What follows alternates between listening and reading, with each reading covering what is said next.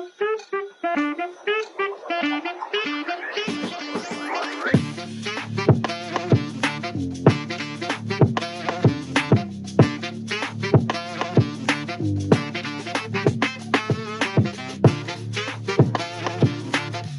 ladies and gentlemen. This is Imad Javed, your host, with another episode of the podcast for the Cecos Chronicles, and this is our next second season that we're currently conducting. इसमें हमारे पास definitely आपने notice किया होगा that as compared to the previous season, जिसमें हम academic side को थोड़ा सा ज़्यादा वो कर रहे थे, this time we are targeting social issues, entrepreneurial issues, success stories of people. आज का टॉपिक जो हमारा है that is somehow different from the entire agenda of this season, but it is something that is really much important for each and every one of you. ये एक ऐसी चीज है कि ये मेरे ख्याल में हर बंदे को the person should know about these particular things because ये एक social life का एक ऐसा हिस्सा है जो कि आपकी जिंदगी को बनाता भी है और बिगाड़ता भी. The topic that we have chosen today to talk about is based on parenting. How parents, how they go about things, और उन parenting में ऐसी कौन सी चीजें होती हैं जिसको मद्देनजर रखते हुए we should actually fulfill this particular job. इसको मैं job का नाम इसलिए दे रहा हूँ because it in itself is an entire job. तो उसी related जो है तो हमने आज अपने respected guest को दोबारा मदऊ किया था. We have Dr. Abdul Basir Qazi साहब जिनके साथ आप वाकिफ होंगे because in our previous season he was part of one of our episodes. जिसमें हमने we talked about going to abroad country, what happiness was, और हमने एक spiritual touch दिया था to different topics and different aspects, right? आज भी उन्हीं को हमने बुलाया हुआ है. Of course he is working as senior associate professor at Bahrain University Islamabad. Introduction पिछली बार हो गया था. Won't be taking much time. I'll straight away jump to the discussion. अस्सलाम वालेकुम सर. वालेकुम अस्सलाम. सर कैसे हैं आप? बिल्कुल ठीक है अल्हम्दुलिल्लाह. Sir, first of all, again, we offer our gratitude कि आप इतनी दूर से हमारे लिए आए and you joined us in this podcast. तो ये आपका ही, this is your big heart कि हम आपको सिर्फ कहते हैं you straight away you reach us without any आप बिल्कुल हमें वो इनकार नहीं करते. So again, we are grateful for that. Sir, चूंकि आज का टॉपिक एक तो है बहुत डिटेल और ये बहुत एक important topic है. So let's not get into other stuff and let's straight away address the elephant in the room और discussion पे आते हैं. About parenting, right? सर आपके सेशंस मैंने लिए हुए हैं. आपने इस पे काफी you have talked about this particular topic on different platforms. Even यहाँ पे Cecos में you gave a session in other institutes as well. Sir, my basic question is parenting का जो term है इसको you define it as a framework. So can you let our audience know what do you actually mean by that? ये मेरे ज़हन में काफी time से सवाल था, so I wanted to ask this particular thing. Okay, so thank you very much specifically for this question. I think it provides us the best start to the discussion. ऐसा है कि मैंने ये framework तकरीबन 20 साल पहले बनाना शुरू किया जब मेरी पहली औलाद मेरी बेटी पैदा हुई जो अब इस साल 20 की. और मैंने उस वक्त एक कमी महसूस की थी और मुझे बड़ा अफसोस है कि मैं उस कमी को उस वक्त पूरा नहीं कर सका through this framework or through something जो कि I should have come up with. I started with writing a book at that time. It's unfortunately still unfinished, लेकिन अब at least हमने उसके कोर्स बना लिया, एक मॉड्यूल बना लिया, 10 मॉड्यूल्स के कोर्स बना लिया, प्रेजेंटेशन बन ली. आपका जो सवाल है वो उसका ताल्लुक इस बात से है कि when I look back at that time, and still that is the case, most of the parenting advice that you find, whether it is in form of books or it's in form of articles or trainings, workshops, whatever it is a collection of tips, best practices and tactics. Okay.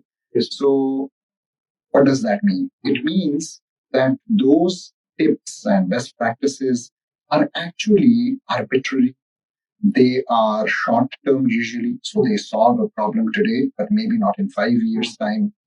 They are more of tactics than strategy. Okay.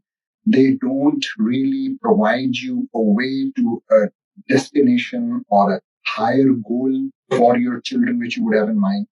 They are usually ad hoc, not structured. And lastly, they are basic at best, not holistic.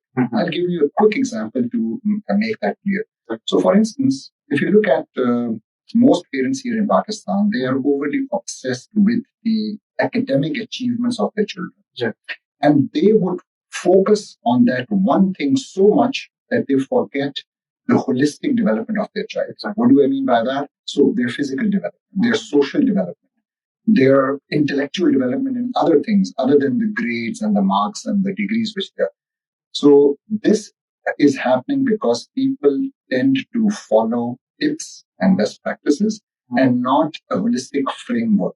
So what I have tried to come up with is a framework which you will shortly be becoming aware of, and I'll inshallah diverge into that. So yeah, that's it. So it's timeless principles, which actually when someone learns, they can come up with all the answers to all possible questions themselves, which they will face during the course of parenting, which of course never ends, but they're very actively engaged in it till about 18, 20 years of their child's age. Okay, sir, the question just popped up in my mind. ये parenting के लिए if you want to know about this particular topic, अगर आपका शौक है, शौक तो नहीं कहूँगा, if you are someone interested in knowing about this particular thing, so who can be the target audience? ये like outside the question मेरे ज़हन में अचानक से, who should be aware of parenting? Okay, so we'll be addressing this in the framework itself, but because you ask it, so actually it's not the parents or not only the parents. Okay. It's anyone whoever wants to become a parent should as soon as possible get equipped with the tools and the understanding. Okay. So yes, it's for everyone. So now the framework, the name of your framework is quite unique, right? Yeah, infinite parenting. Why do you call it infinite? I had a difficult time in the beginning convincing my very close circle of family and friends about it. But alhamdulillah, wherever I presented it, and even to them, when they understood, they noticed or realized that this is not just a jargon. It's not some marketing gimmick to draw people's attention to it. Rather, the word infinite has a lot to do with my framework, and it has a lot to do with parenting. So let me explain. So there are maybe 4 or 5 very strong references. Okay. The first and foremost is, why do we parent? Okay. So our parenting, one of the biggest goals clearly when we do parenting is we want to do it in a way that our akhirah is secured. And akhirah, is an infinite concept. Yes. So we'll be living there forever, whatever it is, inshallah, if it's Jannah, we'll be living in Jannah forever. And similarly, we should have the akhirah of our children in mind when we are parenting. So that's what we should. So these two things, because they are connected to akhirah and because akhirah is infinite, this is the first reference to infinite. Okay. The second reference to infinite is a bit more complex. We go in quite a lot of detail in our main module in the main course, but I'll make a small reference. So there is a concept in game theory which is called infinite games. So there are finite games and infinite games. And infinite games require an infinite mindset. So parenting, like many other things, is not a game which is finite where you have known players, where you have set rule like badminton, chess, cricket, where you have a time duration which the match will last, or something that how one winner is declared and the other as a loser. All these things you don't have in many other things, like in asymmetric warfare. So the war in Afghanistan twice and in Vietnam once. Why did the Americans lose and why did the Russians or the Soviets lose in Afghanistan? So the reason was because they were playing it with a finite mindset. And the people, the country they were trying to invade, whether it was the Vietnamese or the Afghans, they were playing the game with an infinite mindset, which means that for them, it was perpetuating the game. So same is the case for us parents. It's not a matter of win or lose. It's not the case that either we win and our children lose or they win and we lose. Rather, it is something in which both of the participants would lose or both of them would win. And this is the classic infinite game, and the infinite mindset is required for that. So that's the second. And then, today we know the opportunities are infinite. So if infinite opportunities for the career growth of our children, or what we can do, or how we can parent, the strategies which we could utilize, the rewards of doing it or getting it right are infinite actually. And again, the reference to Sabke Jariya and everything. Okay. Similarly, the flexibility which we have today is infinite. Lastly, the challenges are also infinite. So every day, new concepts, new problems, new things are coming in, which parents are facing, and they have to deal with them. So I think this justifies the use of the word infinite, especially to serve as a reminder. Okay. So this is the first part of why this name and what the course or the framework is based on. And then we have some other things as well. So clearly it's based on Quran and Sunnah, very clearly. And then it's based on exhaustive research, which I've done over the last many, many years in terms of human behavior and psychology. So I was teaching various subjects like organizational behavior, organizational development, psychology. And from that, I learned whatever I've packaged in this framework. And then my personal experience. So I have, alhamdulillah, I'm the father. I'm a parent who has 6 children, 3 daughters and 3 sons.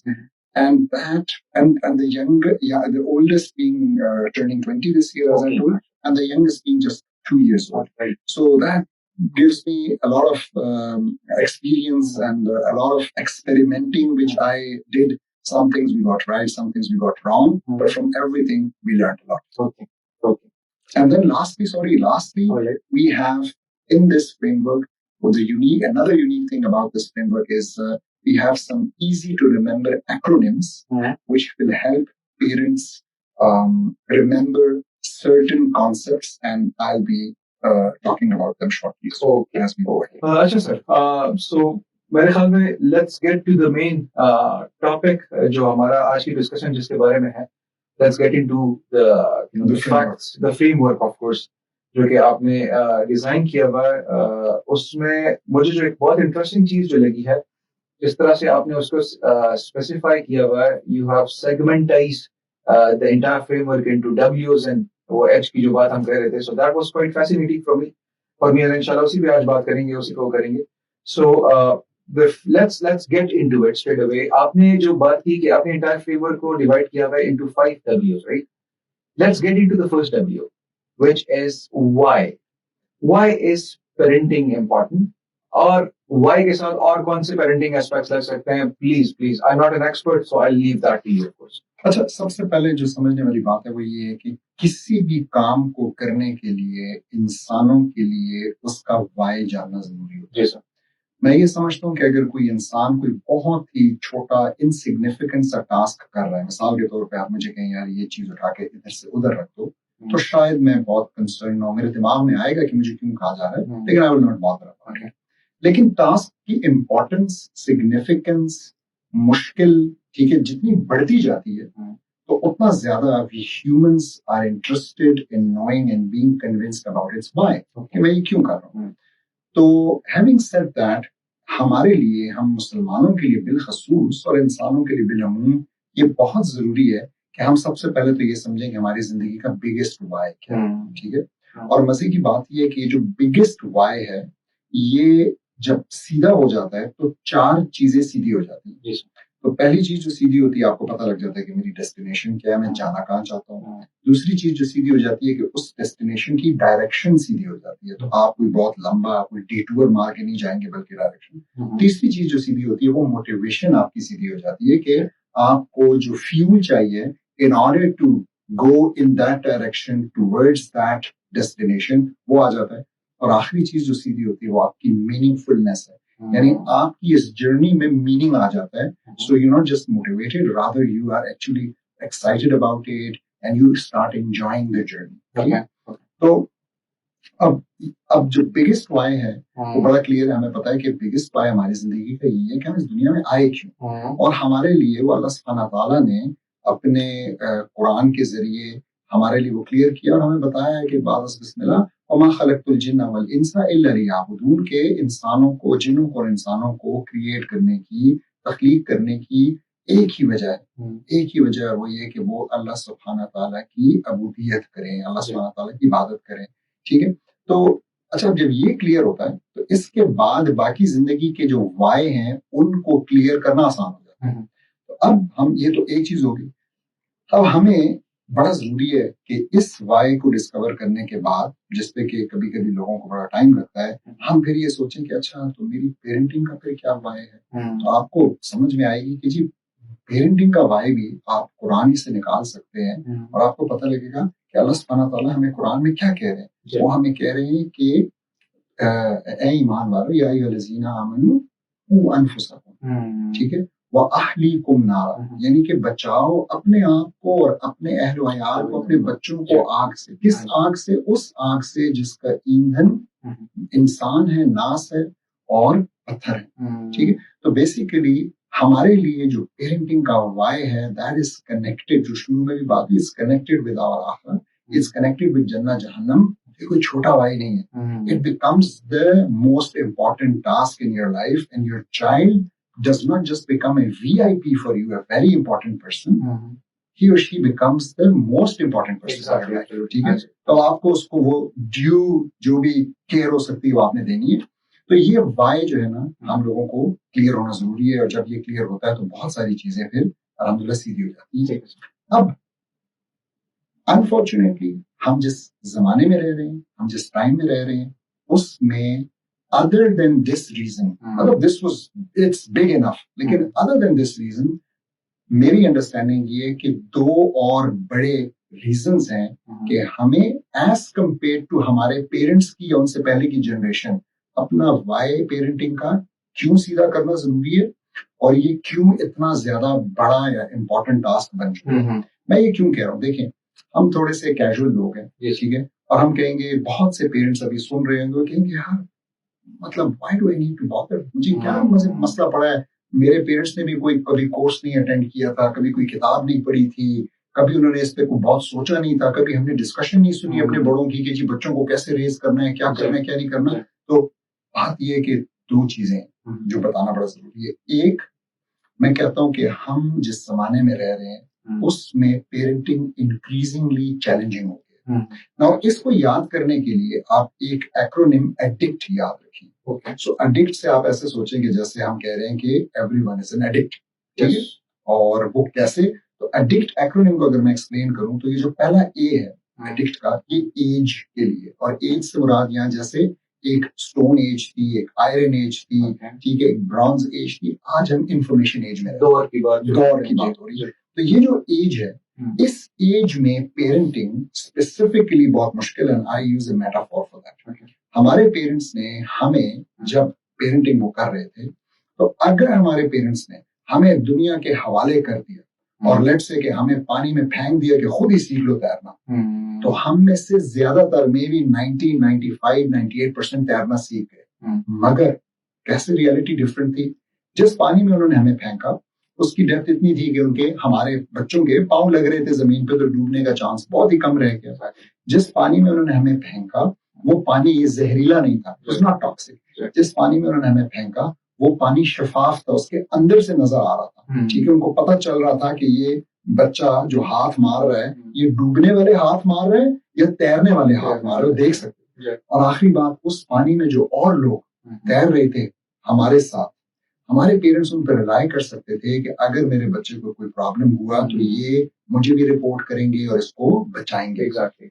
अब आज की तरफ आते हैं, हम अगर अपने बच्चों को इस पानी में फेंक दें जिसे हम दुनिया कहते हैं, और हम उनको प्रॉपर पेरेंटिंग ना करें और हमें ना पता हो कि क्या करना है, तो नंबर वन, इस पानी की गहराई एक तालाब जितनी नहीं, एक समंदर जितनी। हमारे पाँव किसी सूरत जमीन पे नहीं लग सकते, इसलिए कि हमारे बच्चे अगर उनको छोड़ दिया जाए तो पूरी ग्लोबल वर्ल्ड के साथ कनेक्टेड है through their mobile devices, through internet, अगर हम हमें छोड़ दें। इसी तरीके से ये पानी जहरीला इतना है कि टॉक्सिसिटी, इतने कॉन्सेप्ट्स आ चुके हैं, आप जानते हैं, जो कि इस वक्त गर्दिश कर रहे हैं, कि अगर हमने छोड़ दिया और वो उनमें से, उन कॉन्सेप्ट्स में से कोई चीज भी इसके साथ, अपने बच्चे के साथ इन कांटेक्ट आ गई, तो वो एक ऐसा जहर है कि वो जहर कातिल साबित हो सकता है। तीसरा पॉइंट ये कि पानी शफाफ नहीं है। तो इतना इबाम है कि आज पेरेंट्स को अक्सर तब पता लगता है कि उनका बच्चा जो है वो सुसाइडल हुआ है, जब वो शायद ऐसा कर चुका होता है या करने जा रहा है। उससे पहले उनको नहीं पता होता कि ये स्ट्रगल कर रहा है मेरा बच्चा,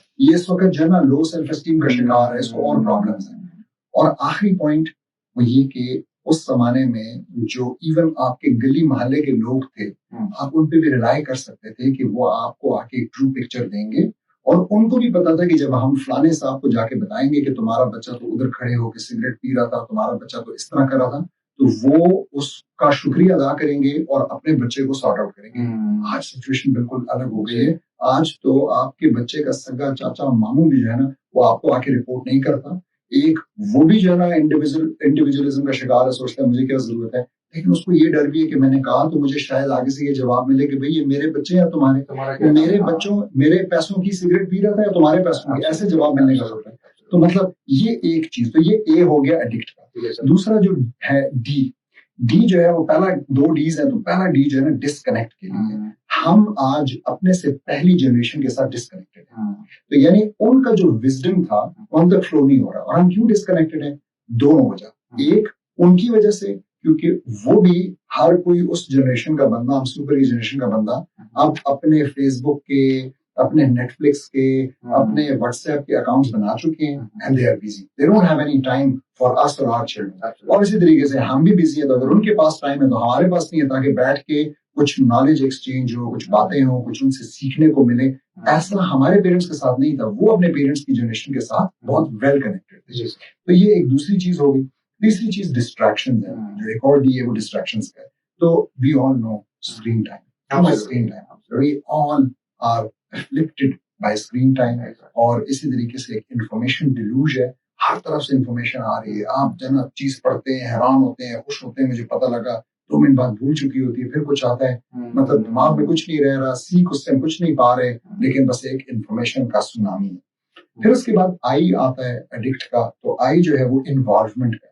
हमारे पेरेंट्स की इन्वॉल्वमेंट, उसकी क्वालिटी भी अच्छी थी और क्वांटिटी भी अच्छी थी। यानी क्वांटिटी में उनके पास वक्त था, वो बैठते थे, ज्यादा टाइम देते थे। और क्वालिटी जितना उस जमाने की, फॉर इंस्टेंस माँ अपने बच्चे को देख के बता सकती थी ये क्या सोच रहा है, ये क्या करके आ रहा है, ये सच बोल रहा है या झूठ बोल, आज जो है ना ऐसा नहीं। ठीक है, अनफॉर्चुनेटली वो हमारी वैसी इन्वॉल्वमेंट नहीं है।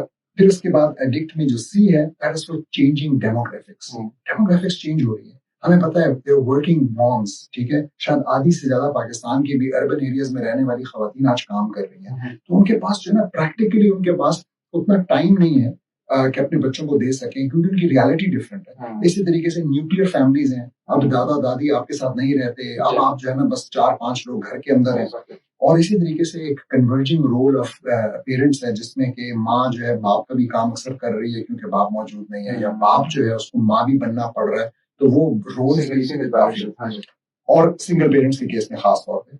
और आखिर में इसमें जो टी है, that is time at home. और ये पर्टिकुलरली इंपॉर्टेंट है कि जो time at home Pakistani working parents का है, वो दुनिया में कम तरीन ऐसे है कि पाकिस्तान के जो वर्क आवर्स हैं वो दुनिया के 8वें हाईएस्ट हैं। तो हमारी जो एवरेज है वो 49 आवर्स पर वीक है। इसको अगर आप कंपेयर करें डेनमार्क के साथ, तो वो 15 घंटे लेस पर वीक, यानी महीने में 60 घंटे लेस वो काम पे होते हैं। सब लोग घर पे मौजूद होना चाहे तो हो सकते हैं, हम तो होना भी चाहे तो नहीं हो सकते। तो ये जो टाइम इस तरीके से कम हो गया, और चीजें तो अलग, लेकिन प्रैक्टिकली भी अगर आप पाकिस्तान में हैं तो ऑन एवरेज आप इतना ज्यादा काम पे मौजूद है, आप घर पे मौजूद नहीं है, जिसका असर पड़ रहा है हमारी वर्क लाइफ कॉन्फ्लिक्ट जो बहुत ज्यादा। एग्जैक्टली, ये एक पॉइंट हो गया। और दूसरा पॉइंट जिसकी वजह से जिस वजह से सीखना, पेरेंटिंग को समझना बहुत जरूरी है, वो है कि अगर आप आज के दिन में माइंडलेस किस्म की पेरेंटिंग कर रहे हैं, सोचे समझे बगैर, मैं तो इन्फिनिट पेरेंटिंग की बात कर रहा हूँ, आप खाली अगर माइंडफुल पेरेंटिंग भी करें तो बहुत से मसले ना हो, लेकिन हम तो माइंडलेस पेरेंटिंग कर रहे हैं। तो अगर आप माइंडलेस पेरेंटिंग कर रहे हैं, तो एक और एक्रोनिम जो आपने और आपके व्यूअर्स ने याद रखना है, वो है स्पॉयलर्स। तो देयर आर स्पॉयलर्स, हर अल्फाबेट से एक लफ्ज बनता है जो कि हमारे बच्चों को स्पॉइल कर रही हैं चीजें। तो वो क्या है, माइंडलेस पेरेंट्स क्या कर रहे हैं? स्पॉयलर्स में सबसे पहले एस जो है वो सस्पिशन के लिए, पेरेंट्स अपने बच्चों के ऊपर शक कर रहे हैं। उन्होंने एक शक की एक फिजा क्रिएट की हुई है। और अनफॉर्चुनेटली जब बच्चे के ऊपर शक किया जाता है, जब आप उसको एज ए झूठा, एज ए चोर, एज नालायक उसको बताते हैं और ट्रीट करते हैं तो वो बन के दिखाता है। Exactly. ठीक है, तो ये पहला एस का। फिर उसके बाद पी जो है स्पॉयलर्स का, वो टेम्परिंग है। अनफॉर्चुनेटली पेरेंट्स आज जो है वो अपने बच्चों को लाड इतना उठा रहे हैं कि मैं कहता हूँ, उसमें भी मैंने एक यूएफओ बनाया हुआ। So you is for undue favouring. तो अपने बच्चों के साथ एक ऐसा उनको फेवर देते हैं कि वो कहते हैं नहीं हमारे बच्चे ने तो ये कर ही नहीं सकता। तो अगर कहीं कुछ हुआ है, सुनने से पहले, जानने से पहले अपने बच्चे को फेवर करना, अनड्यू फेवरिंग। फिर उसके बाद एफ, फुलफिलिंग डिमांड्स। उनकी कोई ख्वाहिश मुंह से निकली, आपने पूरी कर दी, क्योंकि आपका कोई पेरेंटिंग का फ्रेमवर्क नहीं था, आपको पता नहीं था, तो आपका ख्याल था कि मेरी जॉब ये है कि मैंने अपने बच्चे को प्लीज करना है, और प्लीज करना है उसकी ख्वाहिशात पूरी करना है। दिस इज नॉट पेरेंटिंग, ठीक है, दिस इज पैम्परिंग। और तीसरा जो है वो ओ यूएफओ का, तो ओवर फैसिलिटेशन। जो काम बच्चा कर सकता है ये आप उसको करके दे रहे हैं, चाहे वो उसके तस्मे बांधना है, चाहे उसको होमवर्क करना है, और ये आपने उसके लिए मुलाजिम रखे हैं जो उनको करके दे रहे हैं। तो ये एस पी स्पॉइलर का। फिर ओ, ऑनलाइन। हमारे लिए पेरेंटिंग आज ये हो गई है कि हमने अपने बच्चों को ऑनलाइन एक्सेस दे दिया। अब वो जाने और उनके कार्टून जाने, उनके टेबलेट जाने, उनके नेटफ्लिक्स जाने, तो एक चूसनी बन गई है ऑनलाइन जाना, उनका यूट्यूब जाने, वो जो भी देख रहे हैं। और हम कभी कभी अपने आप को तसल्ली देते हैं कि वो तो सिर्फ कार्टून देख रहे हैं। हम ये भूल जाते हैं कि डिज्नी के 17 कैरेक्टर्स जो हैं वो LGBTQ हैं। हम ये भूल जाते हैं कि आम जो टीवी के ऊपर कार्टून आते हैं उसमें जो एनिमेटेड बच्चों के कैरेक्टर्स हैं, टोटल उसमें 259 LGBTQ। ठीक, इसी तरीके से फिर आता है आई स्पॉयलर्स में, सो इंटिमिडेशन। आज माँ बाप समझते हैं कि बच्चों को डरा धमका के उनसे काम लेना पेरेंटिंग है, और अक्सर पेरेंट्स ये करते हैं, हालांकि ऐसा नहीं। पेरेंटिंग तो असल में तरबिया है, और ऐसी तरबिया है कि आप ना मौजूद हो, बच्चा इंडिपेंडेंटली जो करेगा वो आपकी तरबियत करेगा, ना कि आपके डराने धमकाने से। मुझे डराने धमकाने का सहारा नहीं लेना चाहिए, या कम से कम लेना चाहिए।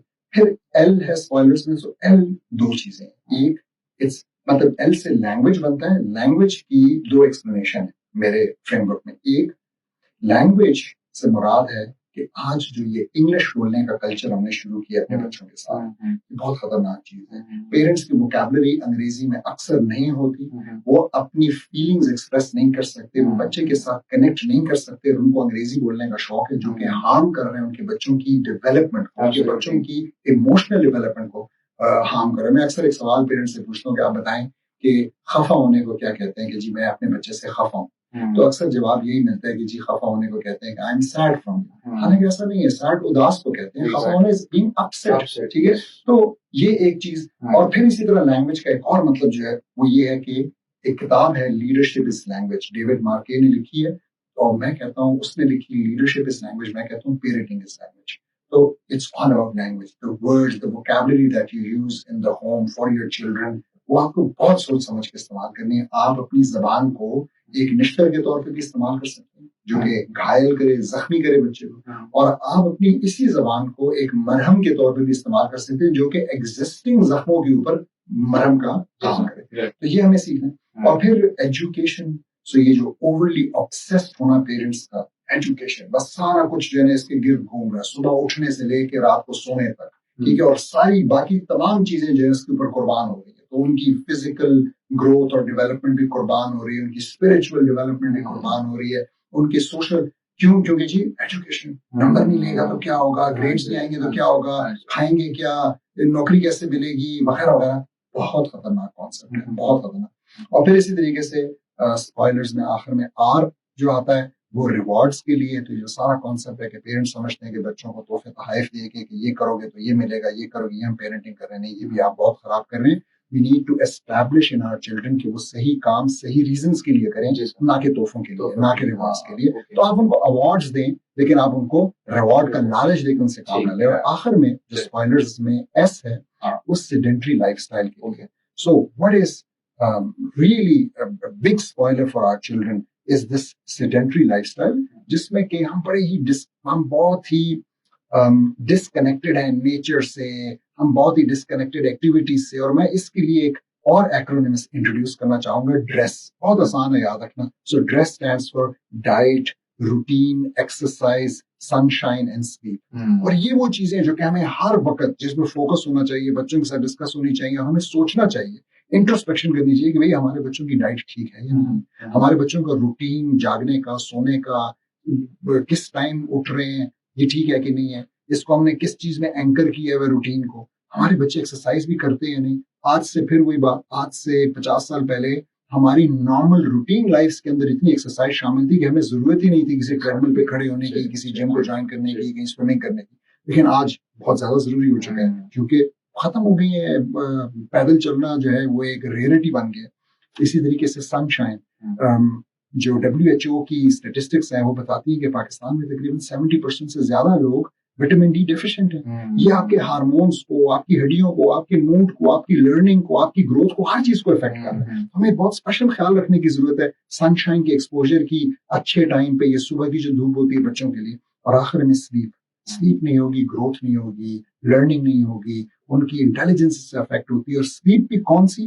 रात की स्लीप, वो जाके रूटीन से जुड़ता है। आज हमारे बच्चे रातों को जागते और दिन में सो रहे होते हैं। और बहुत भी अगर कोई पेरेंट कमाल कर रहा है कि स्कूल के दिनों में मैनेज कर रहे हैं, तो वीकेंड के ऊपर चेक कर रहे हैं क्या होता है। तो मतलब अगर वीकेंड के 2 दिन भी हम इस चीज को जाया कर रहे हैं कि उनकी जो स्लीप है प्रॉपर नहीं हो रही, तो एक बहुत बड़ा लॉस है। तो ये वो चीजें हैं जो कि हम इस वाई में कवर करते हैं कि पेरेंटिंग क्यों जरूरी है और पेरेंटिंग का असली वाई क्या है, और अगर हम पेरेंटिंग बगैर सोचे समझे करेंगे तो वो क्या होगा। जी सर। अच्छा सर, brilliantly explained. मैं बिल्कुल so attentively I was listening to each and every component जो आपने जिस तरह से बताया. You started from addict, फिर उसके बाद UFO की बात हुई, फिर उसके बाद we talked about spoilers, right? वो ये सारी चीजें मेरे ज़हन में जो आ रहा है, I hope you do agree with me in this के बच्चों को अपहाज करने वाली बातें सारी, यानी हम जितना उनको ओवर फैसिलिटेट कर रहे हैं, जितना हम उनको उन चीजों से हटा रहे हैं जो उनकी ग्रूमिंग में हेल्प करेंगी, तो मेरे ख्याल में एक टाइम आता है कि वो इवन आई थिंक कि इन दी अपकमिंग टाइम्स मेरे ख्याल में ये जो एजेस जो हैं आहिस्ता आहिस्ता कम हो रही हैं। मेरे ख्याल में अल्लाह ना करे ऐसा टाइम, अगर ये चलता रहा इसी तरह से, ऐसा टाइम भी आ जाएगा मेरे ख्याल में 30-40 would be the ultimate age for people. देखिए 30-40 एज होगी या नहीं होगी गॉड नोस, इसलिए कि मेडिकल साइंस भी तरक्की कर रही है और इस वजह से एजेस बढ़ रही है। लेकिन जो चीज बहुत अनफॉर्चुनेट है वो ये कि जो बीमारियां हमारे पेरेंट्स को 60-70-80 साल में हुई, वो हमारी जनरेशन को 30-40-50 साल में हुई। And because of all these things, exactly, because of obesity, because of heart issues, because of cholesterol problem, और ये सब कुछ पेरेंटिंग से आप फिक्स कर सकते हैं, क्योंकि the best age to develop habits, to instill values, वो तो बच्चों के साथ है ना। वहाँ आप उनकी पर्सनालिटीज को शेप कर सकते हैं, उनकी इंक्लिनेशंस, उनकी डिस्पोजिशन, जिसका हम अभी आगे चल के बात करेंगे, वो आप उस टाइम पे बनाते हैं। तो ये पेरेंट्स का काम है। तो sir, you brilliantly explained the why component of infinite parenting. Of course, आपने बताया कि क्या-क्या चीजें जो है, तो जिस वजह से ये चीजें, why is parenting and proper parenting necessary and important, of course, and why is it important to know about these things. उसी डिस्कशन को कंटिन्यू करते हुए आपके सेकंड कंपोनेंट पे आते हैं और इसको लिंक भी करते हैं साथ में, which is the one H that we have in here, which is how.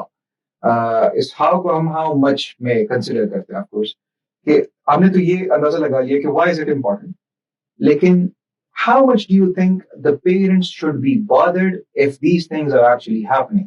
एक लिमिट अगर हो, the upper limit, the lower limit, so how much should a parent care about these things, and वो bother करने का level कितना होना चाहिए sir? So let's get into the second component. Okay, thank you very much. You framed it very well when you said the upper limit and the lower limit. So मैं इसी तरीके से बताता हूँ। अच्छा, तो how जो है parenting का, वो ये कि देखें, पेरेंट्स को अक्सर ऑलमोस्ट हमेशा, खासकर माओं को गिल्ट रहती है, और गिल्ट रहती है कि मैं इनफ नहीं कर रही, मैंने इनफ नहीं किया, और खास तौर पे अगर नताइज थोड़े खराब आ जाएं तो फिर तो बहुत ही ज्यादा होती है। तो हमें ऑन द ऑनसेट कुछ चीजें समझने की जरूरत है। और उसमें एक बड़ी चीज जो मैं समझाना चाह रहा हूँ वो ये कि देखें, इस्लाम का बड़ा सिंपल सा एक कॉन्सेप्ट है, तवक्कुल का कॉन्सेप्ट। इसका मतलब ये है कि हम एफर्ट करते हैं और अपनी एफर्ट करने के बाद रिजल्ट्स को अल्लाह ताला पे छोड़ देते हैं, और हम ये बात समझते हैं कि रिजल्ट्स का जो डोमेन है वो हमारे इख्तियार में नहीं है, सिर्फ और सिर्फ हम इनपुट के जिम्मेदार हैं। तो यही मैसेज मैं नंबर 1 पेरेंट्स को देना चाहता हूँ कि देखें, अगर आपने अपनी तरफ से सब कुछ ठीक किया, अकॉर्डिंग टू द बुक किया, सिंसियरली किया, एफर्ट की, आप ये ना समझे कि नतीजा लाजमन ठीक आएगा। नतीजा अल्लाह के हाथ में हो सकता है। अल्लाह ने आपके लिए यही इम्तिहान चुना है कि आपके बच्चे जो हैं वो आपके लिए एक चैलेंज बने, अल्लाह ना करे एक फितना बने। तो ये आपने पहली चीज समझी, ठीक है। तो आप तक ये, लेकिन इसी का जो एक फ्लिप साइड है वो ये है कि आप हो सकता है सब कुछ गलत करें और आपके बच्चे बड़े ही अच्छे रास्ते पे चलें। इसका हरगिज़ मतलब ये नहीं कि अल्लाह आपसे पूछेगा नहीं, आपकी तो अकाउंटेबिलिटी होगी। So you don't want to be in that position at all कि आपसे पूछा जाए। तो इसके लिए हमारे पास बहुत सारे कुरान में वाक़े हैं, हमारे पास हजरत इब्राहीम अलैहिस्सलाम का वाक़या है। हमें पता है कि उनके वालिद जो थे वो तो बुत बनाते थे, बेटा पैगंबर बुत तोड़ रहा है और वालिद उनका जो है वो बुत बना रहा है। तो मतलब उनके बाप की जो पेरेंटिंग थी, जो तरबियत थी, वो नहीं असरअंदाज हुई, बल्कि वो पैगंबर और उनकी कुछ अपने जो है ना एक सारा एक अपना लेवल। इसी तरीके से हम देखते हैं कि दूसरी मिसाल जो है वो हजरत याकूब अलैहिस्सलाम की है। उनके 16 दफा उनका कुरान में जिक्र आया, 12 उनके बेटे, उसमें से एक जो बिन्यामीन और एक जो पैगंबर हजरत क्या कहते हैं हजरत यूसुफ, उनके अलावा बाकी बेटे वो नाखल्फ थे। उन्होंने अपने भाई को, सगे भाई को मारने की अटेम्प्ट की, बाप की बात नहीं मानी। बाप जो है बेटे की जुदाई में रोते रोते अपनी बिनाई खो बैठता है। ठीक है, तो वही बाप, वही पेरेंटिंग, और एक के ऊपर क्या असर हो रहा है, दूसरे के ऊपर क्या, और बाकी 10 के ऊपर क्या असर हो रहा है। तो ये चीज हमें जहन में रखनी। इसी तरह हजरत नूह अलैहिस्सलाम का वाकया है, जिनके अपने बेटे ने जो है उनकी बात नहीं मानी और आर्ग्यू किया कि मैं पहाड़ पे चढ़ जाऊंगा, मुझे सैलाब से क्या डर है और सब कुछ। ठीक है, तो ये हमें समझना है। ये एक लिहाज से आप ऐसे समझने कि ये हो गई अपर लिमिट। ओके, अब आप आते हैं थोड़ा सा लोअर लिमिट की तरफ। लोअर लिमिट ये है कि पेरेंट्स को ये भी समझना है कि उनका काम अपने बच्चों को कंटिन्यूसली प्लीज करना नहीं है। उनको इस बात की शदीद फिक्र नहीं होनी चाहिए कि मेरा बच्चा नाराज ना हो जाए, बल्कि आपसे बच्चे इस सारे प्रोसेस के अंदर आपने बच्चों को डिसिप्लिन करना है। आपसे बच्चे कभी कभी नाखुश होंगे टेम्परेरीली, लेकिन जो आप काम कर रहे हैं वो इन द लॉन्गर रन उनके लिए बेहतर है। तो आपने इस हाउ मच में अगर आप कंफ्यूज होते चले गए, तो फिर आप या फ्रस्ट्रेट हो जाएंगे, होपलेस हो जाएंगे, ठीक है, और एंशियस हो जाएंगे, और या आप बहुत ही नरम होने की वजह से और अपने आप को, अपने बच्चों को खुश रखने, हर वक्त खुश रखने के चक्कर में आप अपने बच्चों को बहुत कमजोर रेस करेंगे। उनके अंदर कोई ग्रिट नहीं होगी, उनके अंदर कोई कैरेक्टर नहीं होगा। तो इस चीज का हमें ख्याल रखने की जरूरत है। और जाहिर सी बात है कि इस सारे प्रोसेस के अंदर बहुत सी दुआओं की जरूरत है। हमें समझना है कि पेरेंटिंग जो है ना, ये भी उन चीजों की तरह है जो कि बस अल्लाह के हाथ में है। हमने अपनी तरफ से अपनी समझ बूझ के मुताबिक जो सब कुछ कर दिया, उसके बाद हम अल्लाह के हवाले करते हैं और हम अल्लाह से फिर बहुत दुआ करते हैं। ठीक है, ठीक है, ऑल राइट। अच्छा सर, हमने बात की दोनों एस्पेक्ट्स पे कि क्यों होनी चाहिए और कितनी हद तक होनी चाहिए। सर, कब होनी चाहिए उस पे जरा आते हैं। When does parenting start? Let's get into the second W, which is when. So ये फ्रेमवर्क में W के कब शुरू होना चाहिए and where should it actually start? अच्छा, आपने शुरू में ही इस बात को टच कर दिया था जी, और आपने पूछा था कि ये किसके लिए है ना। exactly. ये जो हम आज का पॉडकास्ट कर लें, तो बात ये है कि ये एक मिसकंसेप्शन है कि पेरेंटिंग पेरेंट्स के लिए। ये तो बड़ी क्लियर सी बात है, जब कोई पेरेंट बन गया तो अब तो already it's in a way it's too late. अब मैं लोगों को डिस्करेज नहीं करना चाहता, और जाहिर सी बात है कि जब भी आपको होश आ जाए तो आपको जो भी बात सही है, खैर की बात है, उसको अपनाना चाहिए, उसको समझना चाहिए और अपनी लाइफ के अंदर, अपने बच्चों की लाइफ के अंदर इम्प्लीमेंट करना चाहिए। लेकिन आइडियली बात ये, आइडियली हमें कुछ अपनी इस्लामिक हिस्ट्री से भी पता चलता है कि ideally it starts way before you have children. Rather, the decision to marry should actually be connected with that you are looking for a mother for your children, and similarly your counterpart should be thinking that she is looking for a father for her children. तो ये जो चीज है ना, जहन के अंदर होनी चाहिए। और ये हजरत उमर रज़ी अल्लाह अन्हु के खिलाफत के दौर में उनके पास एक शख्स आया, एक मुसलमान आया, और उसने आके शिकायत की अपनी बेटे की, और हजरत उमर ने कहा कि बुलाएं उनको, कि वो अच्छा नहीं है, ये नहीं करता, वो नहीं करता। जब उनको बुलाया तो बेटे ने आके एक सवाल पूछा, उनसे कहा कि भाई ये बताएं कि मेरे भी कुछ राइट्स हैं इस्लाम में, बेटे के भी कुछ राइट्स हैं बाप पे। उन्होंने कहा क्यों नहीं, और उन्होंने कहा 3 राइट्स। उन्होंने ये बताया कि जी पहला राइट ये है कि तुम्हारा बाप तुम्हारे लिए अच्छी माँ का इंतखाब करे, दूसरा राइट ये है कि तुम्हारा अच्छा नाम रखे, और तीसरा राइट ये है कि तुम्हें कुरान में से सिखाए। तो उस बच्चे ने फिर जवाब दिया, उन्होंने कहा मेरे बाप ने तो मेरे लिए एक मजूसी खातून का इंतखाब की, नहीं मजूसी माँ ढूंढी है, ठीक है, जो मुसलमान भी नहीं है। फिर उसने कहा मेरा नाम उन्होंने जुलालान रखा है। जुलालान जो है वो डंग बीटल को कहते हैं, ठीक है। और तीसरी चीज उन्होंने कही कि मुझे उसने कुरान में से कुछ भी नहीं सिखाया। तो मतलब पॉइंट यहाँ पे वाज़ेह करना ये है कि ये चीज जो है ना, इट स्टार्ट्स अर्ली। अब आप थोड़ा सा सोचें कि हमारे यहाँ मैरिज की जो तैयारी है उसमें कितनी कंसिडरेशन ये होती है और कितनी कंसिडरेशन बाकी सारी होती है मैरिज की तैयारी में कि जी जोड़ा कैसा हो, और हॉल कैसा हो, स्टेज कैसा हो, फंक्शन कैसा हो, मेन्यू क्या। तो ये अनफॉर्चुनेट सी बात है। Okay. So it should start way before even you get married. यानी मेरे ख्याल में मैं कहता हूँ कि when you enter your teen और जब आप वो एक adult age में enter हो रहे हो तो is that the right time to start thinking? Exactly, I would say that's the right thing. Okay, sir, बिल्कुल ठीक है. I understood. बहुत beautifully explained उन्होंने मेरे ख्याल में जो अभी तक जो components हम गुजर रहे हैं तो एक एक करके I'm definitely understanding this और मैं इसको आगे जाके I'll for sure also let other people know और जो मैं सीख रहा हूँ मैं आगे जाके भी इसको पहुंचाऊंगा first. So that is what I will do in my capacity. Sir हमने why पे बात की, हमने how पे बात की, ऐसा ही है sir. We talked about after that we talked about when. Now let's get into the third W, the third component. Where should parenting take place? Where should it start? Or so the basic place for it. So the question would become that where to practice parenting, right? And we all understand that parenting is practiced at homes. ठीक है, तो parents के पास जो जो जो lab है अपने बच्चों को तैयार करने की, तो वो तो घर. अब सवाल ये है कि घरों में यानी इस लैब के अंदर कोई खास इक्विपमेंट होना चाहिए, कुछ खास रूल्स एंड रेगुलेशंस होने चाहिए, वो क्या चीजें जो होनी चाहिए.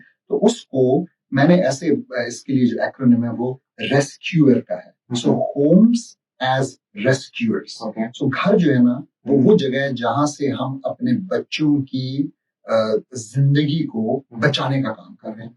तो अब रेस्क्यूअर से क्या है जी, पहला जो रेस्क्यूअर्स का क्योंकि मैंने बताया एक्रोनिम्स है, तो पहला आर जो है वो रिसोर्सेज है. मैंने से रिसोर्सेज तो देखिए बहुत इंपॉर्टेंट है कि एज अप्रोप्रिएट लर्निंग रिसोर्सेज घर के अंदर मौजूद. ठीक हो गया. और चाहे वो बुक्स हैं, अब देखिए चाहे वो एजुकेशनल टॉयज हैं, चाहे वो आर्ट सप्लाईज हैं, चाहे वो कोई साइंस का एपरेटस है, कोई भी टेक्नोलॉजी है. अब आप देखें हमारे कल्चर में ये जो एज अप्रोप्रिएटनेस है ना, इसकी रिस्पेक्ट कोई नहीं करता. तो हम अपने बच्चे के लिए अगर खिलौना लेते हैं, बच्चा 1 साल का है, उसके लिए 5 साल का खिलौना उठा के लेते हैं, ये सोच के कि जी अब ये अक्सर औकात डैमेजिंग हो सकता है. कभी कभी वो अपने आप को उससे दुखा सकता है, लेकिन कभी कभी आप सोचें कि अगर एक बच्चा है और उसके लिए आप एक पजल लाते हैं, वो है 5 साल का, आप उसके लिए 10 साल वाला पजल लाते हैं, मोस्ट लाइकली उसको सॉल्व नहीं कर सकेगा. जब वो सॉल्व नहीं कर सकेगा तो वो सोचेगा कि मैं नालायक हूं, मैं नहीं कर सकता. तो ये गलत चीज है.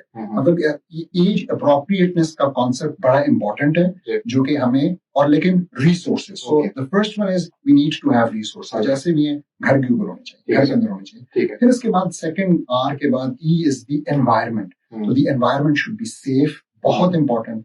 It should be spacious, it should be appealing, it should be sunny, it should be bright. रात के टाइम लाइटिंग वगैरह सही तरीके से उनको नजर आए. उन्होंने कभी पढ़ना है, कभी उन्होंने खेलना है, कभी क्या.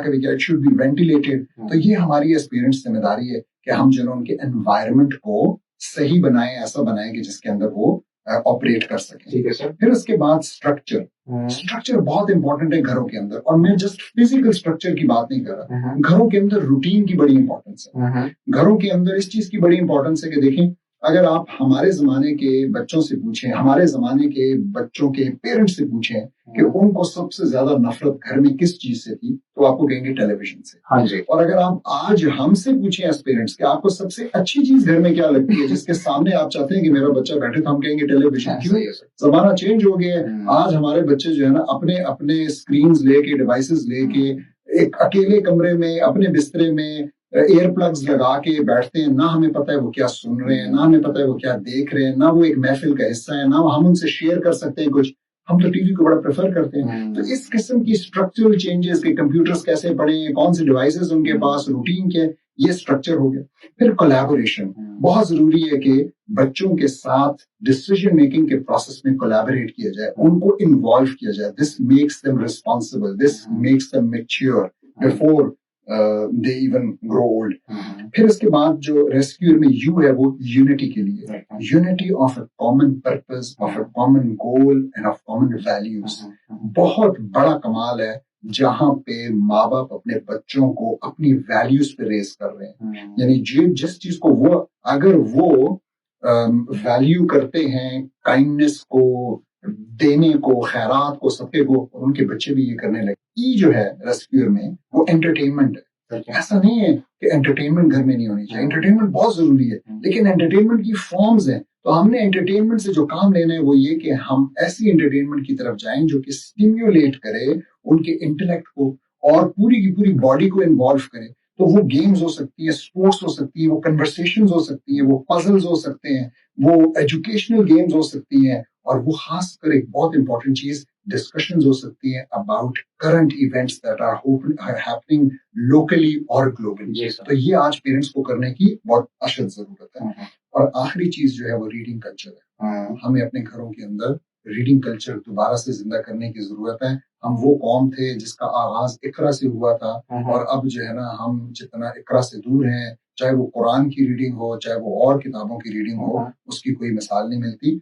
हमें छोटे बच्चों को ऑलरेडी साल के करीब बच्चा हो तो हमें आदत डालनी है कि हम उसको स्टोरीज फ्रॉम द कुरान सुनाएं। ठीक है, हमारा भी कनेक्शन कुरान के साथ बनेगा और उसका भी कनेक्शन कुरान के साथ बनेगा। Okay, okay, perfect, sir. Perfect. So, home should be a social school for the children to start the parenting in it. कैसे पे कंक्लूड कर सकते हैं? वेरी वेल सर, बिल्कुल ठीक है सर। अच्छा सर, एक सेकंड लास्ट डब्ल्यू पे आते हैं। उसको मेरे ख्याल में we getting into the last of the डब्ल्यूज की ऑन लाइटर नोट। डब्ल्यूज की बात जब करते हैं तो वसीम अकरम और वकारिनस की बात आ जाती है। 2 डब्ल्यूज, ये वो वाले डब्ल्यूज, these are much more important डब्ल्यूज of course. Second last W पे आते हैं, which is who should we work on? पहला सवाल सर मेरा इसमें यह है कि आया मुझे जो लगता है is this the most important one of all, और दूसरा पेरेंटिंग सिखानी किसको है, who should actually we be working on, तो उसके बारे में जरा हमें बताएं प्लीज। अच्छा, पेरेंटिंग सिखानी तो बच्चे, मतलब पेरेंटिंग करनी तो बच्चे पे है, लेकिन आपने जब कहा सिखानी किसको है तो मेरी टारगेट ऑडियंस तो पेरेंट्स हैं। तो अब आपकी टारगेट ऑडियंस आप हैं, आपका बच्चा नहीं है। जी सर। ठीक है, तो ये जो हु है बेसिकली ये who to work on, so you have to work on yourself. Okay, ठीक है, तो बिल्कुल जहन से निकाल दें कि आपने भी जाके बच्चे पे कुछ करना है। असल में 90% काम जो है ना वो अपने आप पे करना है, और बाकी 10% भी बच्चे पे डायरेक्टली नहीं करना, बल्कि जो स्ट्रक्चर आप बनाएंगे, जो गोल्स डिफाइन करेंगे सारे जो कि आप कर रहे हैं वो है। तो इस जब हम बात करते हैं कि you have to work on yourself, तो फौरन सवाल आएगा कि जी अच्छा क्या करना है, कैसे करना है। तो मैंने इसको आसान ऐसे किया कि मैं कहता हूँ कि you have to focus on the relationship Yahoo. Okay, so what is Yahoo? So Yahoo के अंदर जो पहला हुआ है that is the relationship of आपका रिलेशनशिप विद वाई यानी yourself. The second is an A, so your relationship with Allah. Okay. The third is an H, which is your relationship with the habitat or whatever is around you. और फिर इसके बाद 2 O's हैं, तो your relationship with ours जो हमारे अपने हैं, और others जो के पराए हैं। ठीक है, तो अब इसमें जो सबसे इम्पोर्टेंट रिलेशनशिप है वो हमारे साथ है। आप अल्लाह को भी नहीं पा सकते अगर आपका रिलेशनशिप अपने साथ ठीक नहीं है। आज के एथीस्ट का जो प्रॉब्लम है उनका अपने साथ प्रॉब्लम है, वो अपने आप से नाराज है, सेटिस्फाइड नहीं है, किसी को लो सेल्फ एस्टीम है, किसी को कुछ और इशू है जिसकी वजह से वो अल्लाह को भी पहचानने से इनकार करते हैं, जिद्दी हो गए हैं, ठीक है, एरोगेंट हो गए हैं। तो अपना रिलेशनशिप अपने साथ ठीक करना is one of the most difficult things in this world. Okay. Very few people have achieved that. Okay. और हमें एज मुसलमान ये बहुत जरूरी है करना। तो जब हम कहते हैं कि अपने साथ अपना रिलेशनशिप आप ठीक करें, तो इसका मतलब है कि आपने तज़किया नफ्स करना है, आपने सीखना है कि अपने साथ वक्त कैसे गुजारना है, आपने मारिफत नफ्स, अपने नफ्स को पहचानना है, आपने अपनी ख्वाहिशात की, अपनी नीयतों की, अपने अमाल का एहतसाब करना है, आपने उसको चेक एंड बैलेंस करते रहना है। और जब आप ये करते हैं अपने साथ, आप जब चीजें ठीक करते हैं, मामला ठीक करते हैं, तो फिर आपका मिजाज इम्प्रूव होता है, और जब आपका मिजाज इम्प्रूव होता है तो फिर आपके ताल्लुकात अपने बच्चे से ठीक होते हैं, अपने बहन से ठीक होते हैं। ये पहली चीज है। फिर आपने अल्लाह के साथ करना, जाहिर सी बात है कि इसका बहुत प्रोफाउंड इम्पैक्ट होगा, क्योंकि हम जो है ना बच्चे को बोल बोल के अल्लाह से डराने की कोशिश करते हैं। बच्चा जो है वो हमारे बोलने पे नहीं जाता, बल्कि वो हमें देखता है। तो अगर हमारे अंदर अल्लाह का डर है तो उसके अंदर भी अल्लाह का डर होगा। ये जो तकवा है ये बिल्कुल नजरे की तरह एक से दूसरे को लगता है। ठीक है, ये ऐसा नहीं है कि ये कहने से लगता हो। तो ये फिर उसके बाद हैबिटाट, हमें जो है ना फिक्र होनी चाहिए अपने इर्द गिर्द, अगर और वो हमारे बच्चों में भी फिर नजर आए, रिफ्लेक्ट हो। पानी जाया हो रहा है, पढ़ाई नहीं है किसी को, ये कैसे हो सकता है?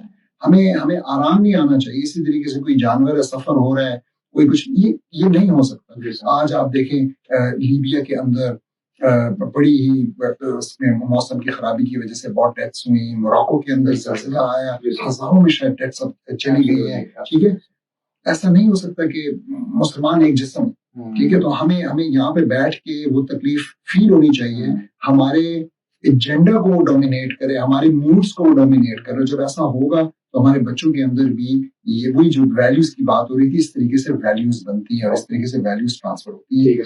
तो ये जब हम करेंगे, और फिर इसी तरीके से जब हम औरों के साथ, ठीक है, और अपनों के साथ, अपनों में स्पाउस आ गए, माँ बाप आ गए, उनके साथ, बच्चों के साथ ताल्लुक हम सीखेंगे कि भाई क्या होता है, कौन क्या कैसे हमने करना है। तो ये हमारा जो जो पूरा कोर्स है उसके अंदर हम बहुत डिटेल में जा रहे हैं, इन चीजों को डिस्कस करते हैं। और फिर इसी तरीके से औरों के साथ क्या चीजें जो है, क्या मामला कैसे होने चाहिए। तो जब ये हो जाता है तो फिर हम एक रोल मॉडल बनते हैं अपने बच्चे के लिए। और बच्चा जो है वो आपको तभी फॉलो करता है जब आप उसकी फेवरेट शख्सियत होते हैं। तो हमने उसकी फेवरेट शख्सियत बनना है, जो कि अपने आप पे काम किए बगैर नहीं हो सकता। ठीक हो गया, ठीक हो गया। सर आते हैं अपने आखिरी पॉइंट पे।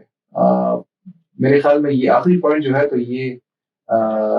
ये this might compile the entire discussion that we have, which is what.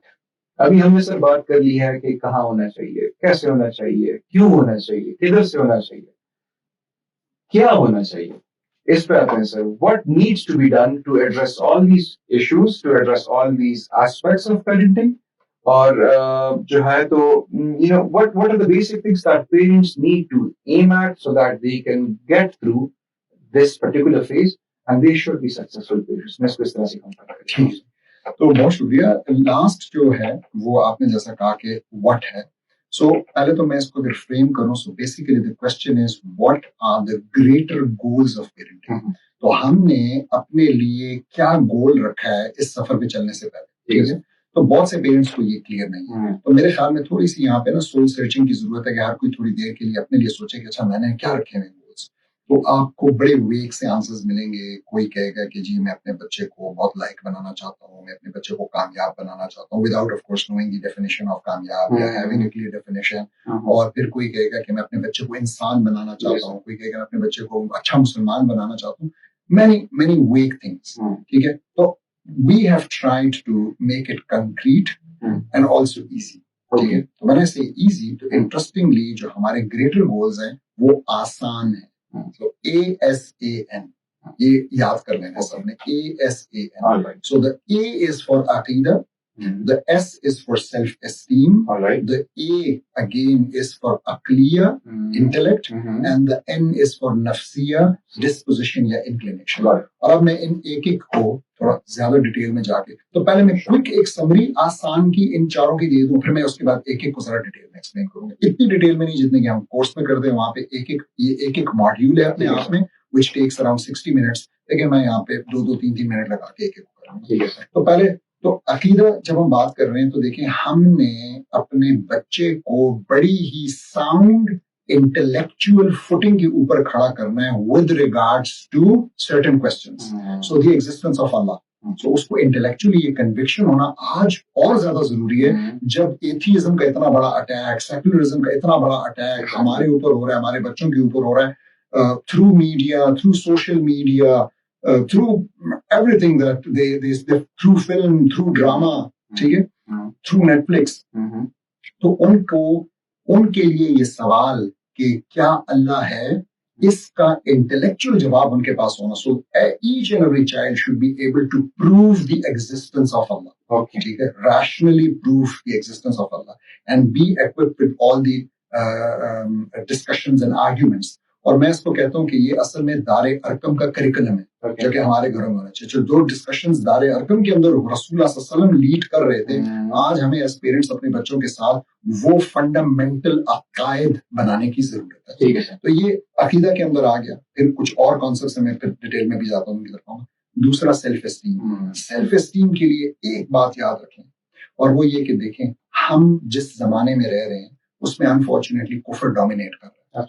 अब अगर आप इस जमाने में लो सेल्फ एस्टीम के बच्चे रेज करेंगे, यानी बच्चे रेज करेंगे जिनका लो सेल्फ एस्टीम है, तो लो सेल्फ एस्टीम का बच्चा फॉलोवर बनता है। तो अब डोमिनेंट कुफर है, फॉलोवर ये बनेगा, तो ये हर वो चीज करने की कोशिश करेगा जो कि जमाना कर रहा है। तो ये वो सारी बीमारियां पिक करके लेगा, ये औरों को देख के सिगरेट पिएगा, ये औरों को देख के और इसकी ड्रेसिंग की चॉइस जो है वो औरों को देख के होगी, एवरीथिंग।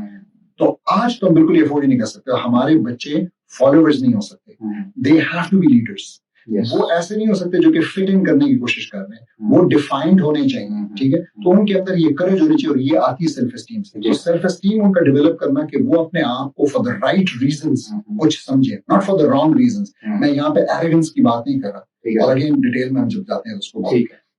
तीसरी चीज अक्लिया है, we have to develop their intellect। और जब हम इंटेलेक्ट की बात करते हैं तो देखें कुछ बेसिक फिक उनको पता होनी चाहिए, ठीक है। जो जिस चीज के साथ उनका काम आना है उनको पता होना चाहिए, मैं कहाँ बैठ सकता हूँ, क्या खा सकता हूँ, सब कुछ। फिर उनको जो है ना सीरा का पता होना चाहिए, रसूल की सीरा बहुत इंपॉर्टेंट है। You can not love someone if you don't know them. How can we love रसूल सल्लल्लाहु अलैहि वसल्लम, हाउ कैन वी डिफेंड रसूल सल्लल्लाहु अलैहि वसल्लम, हम उनके नामूस की हिफाजत कैसे कर सकते हैं, उनको जानते ही ना हो। फिर इसी तरीके से स्टेम जो है ना, साइंस, टेक्नोलॉजी, इंजीनियरिंग, मैथ्स, ये बहुत इंपॉर्टेंट है।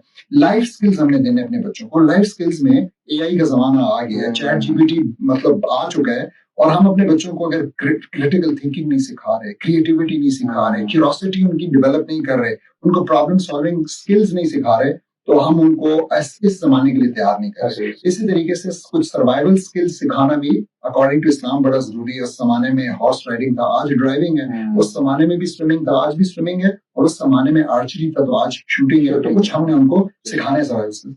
और फिर आखिरी जो है नफ्सिया, तो नफ्सिया में हमने उनके इमोशंस को, उनकी इंक्लिनेशंस को डेवलप करना है। तो ये जो था इन ए नटशेल था। अगर मैं अब थोड़ा सा डिटेल में जाऊं on each of them, 2 minutes से ज्यादा इंशाल्लाह मैं नहीं लगाऊंगा। तो अब हम थोड़ा सा आते हैं एक एक को जरा सा डिटेल में, अगर मैं 2-3 मिनट लेके एक्सप्लेन करूँ इन्हीं को। तो जब हमने बात की अकीदा की, हम कह रहे हैं कि हमारा एज अ पेरेंट एक जो बड़ा गोल है वो है कि हमने अपने बच्चों का अकीदा स्ट्रेंथन करना है। So what does it mean to strengthen the Aqidah? So it means basically that they have a solid, rational foundation of the Aqidah, which means that they are in a position to prove the existence of Allah subhanahu wa ta'ala rationally. They are in a position to prove the need of messengers. And then they are in a position to prove that Quran is the word of God. ये rationally वो prove कर सकें, तो ये वो अब अपने अकीदा को rational footing के ऊपर, rational basis के ऊपर लेके चलते हैं। इसी तरीके से उनका जब ये अकीदा होगा, then they'll be able to compete in and have a vision for the आखिरत। तो मतलब वो फिर आखिरत के कामों में जो है ना वो compete करने लगेंगे, क्योंकि अकीदा उनको ये strength देगा। और उनके बहुत सारे जो मसाइल या इनसिक्योरिटीज हैं, मिसाल के तौर पे रिस्क का कॉन्सेप्ट क्लियर हो जाएगा, उनका अजल का कॉन्सेप्ट क्लियर होगा, उनका तवक्कुल का कॉन्सेप्ट क्लियर होगा। तो बहुत सी जो इनसिक्योरिटीज हैं जो कि हमारी जनरेशन को जिसने प्लेग किया, और जिसकी वजह से जो है ना बहुत से लोग हमारे साथ, कोई हराम खा रहा है, कोई चीटिंग कर रहा है। अभी देखें वो मेडिकल कॉलेज का जो ब्लूटूथ क्राइसिस हुआ, ब्लूटूथ डॉक्टर्स की जो बात हो रही है जिन्होंने एमडी कैट के अंदर चीटिंग की, व्हाई इज दिस हैपनिंग? ये तो नहीं होना चाहिए था, तो हम मुसलमानों को बिल्कुल जेब नहीं देता। So it's actually parenting failure जो कि, और फिर उसी में अंदर अगर इन लोगों के अकायद क्लियर हो, they would never try to cheat. आप अपनी चीटिंग के ऊपर अपना पूरा करियर बना रहे हैं, आप लोगों को भी बेवकूफ बनाएंगे, आपको आता है नहीं कुछ और आप जाके लोगों की जिंदगियों के साथ खेलेंगे। So that's very sad. तो ये चीज जब होगी इंशाल्लाह, और इसी तरीके से ये करने के लिए इन अकायद को, अपने अकायद को डिफेंड करने के लिए पेरेंट्स को they have to be abreast with all the concepts or all the attacks which are being launched on our Aqidah. तो जो वेस्ट की तरफ से चीजें आती हैं, हमें भी थोड़ा सा ना we'll have to up our game as parents, और हमें पढ़ना पड़ेगा, समझना पड़ेगा। तो ये पहली चीज हो गई। दूसरी चीज, लोग अक्सर कहते हैं कि जी सेल्फ एस्टीम का पेरेंटिंग से क्या ताल्लुक? सेल्फ एस्टीम का बहुत बड़ा ताल्लुक है, छोटे बच्चे से लेके बड़े आदमी तक। आप जब सेल्फ एस्टीम डेवलप नहीं करते तो आपने एक, आप ऐसे कह लें, आपने एक नाकस प्रोडक्ट मार्केट में छोड़ दिए, और वो नाकस प्रोडक्ट जो है वो अब ना बाप बनने के काबिल है, ना माँ बनने के काबिल है, ना शोहर बनने के, ना बीवी बनने के, ना कुलीग बनने के। क्यों?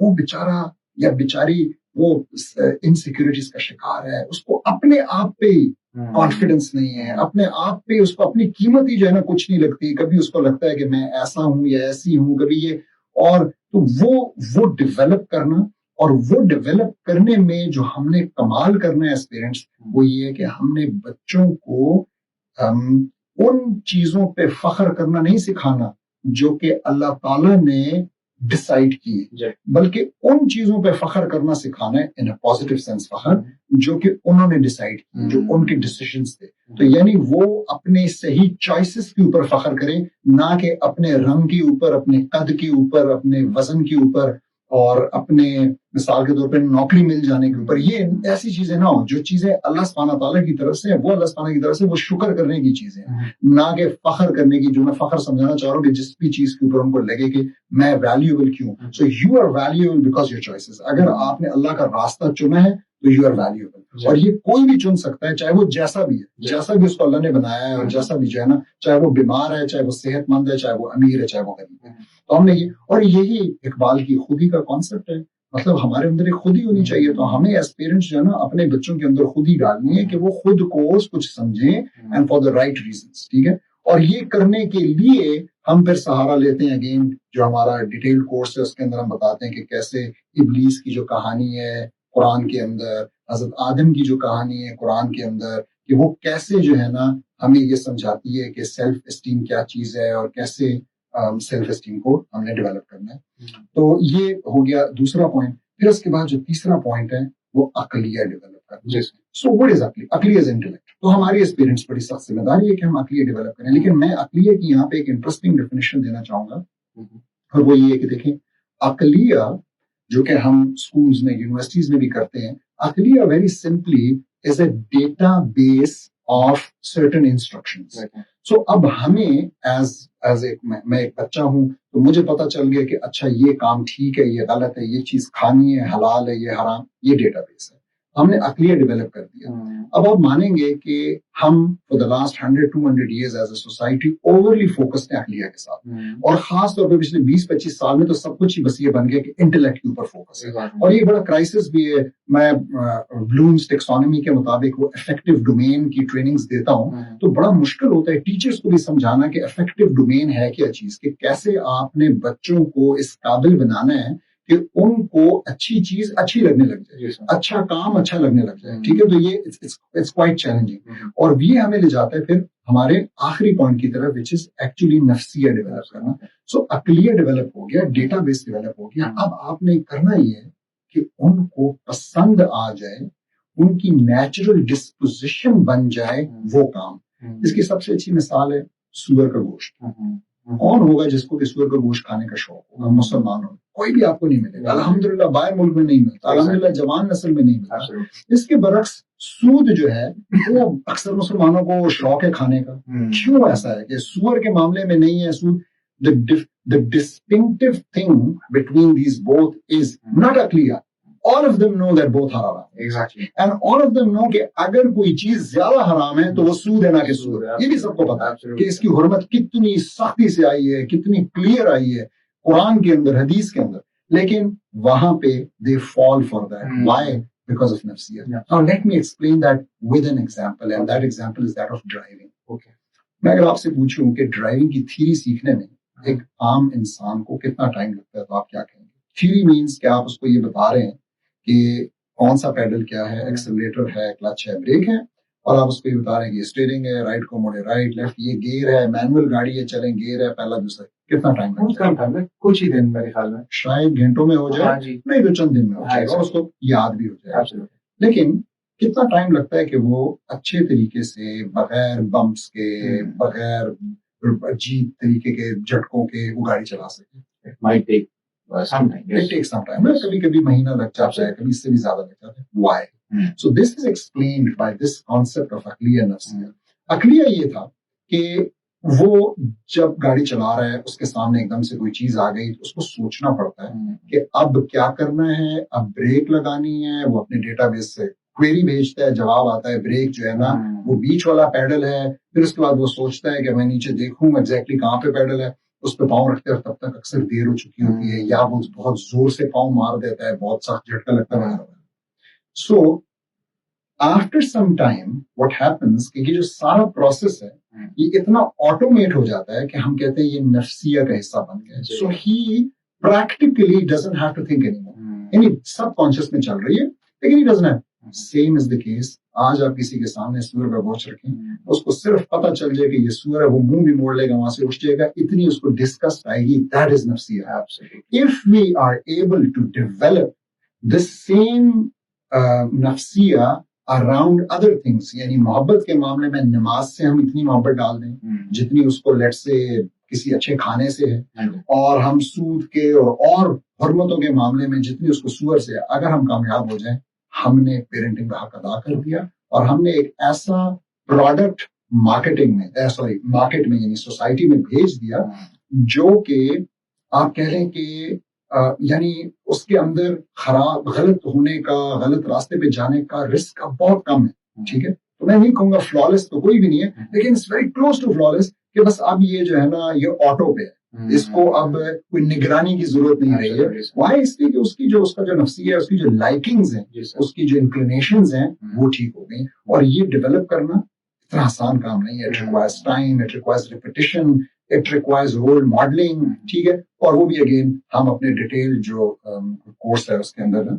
ये भी तकरीबन 60 मिनट्स का एक है जिसको फिर डिस्कस करते हैं, सिखाते हैं। अच्छा, brilliantly explained, sir. मैं बिल्कुल यानी I have not even missed a single word in this entire session. It's been almost somewhere मेरे ख्याल में घंटे से ज्यादा हो गया, and I listened and I heard each and every word.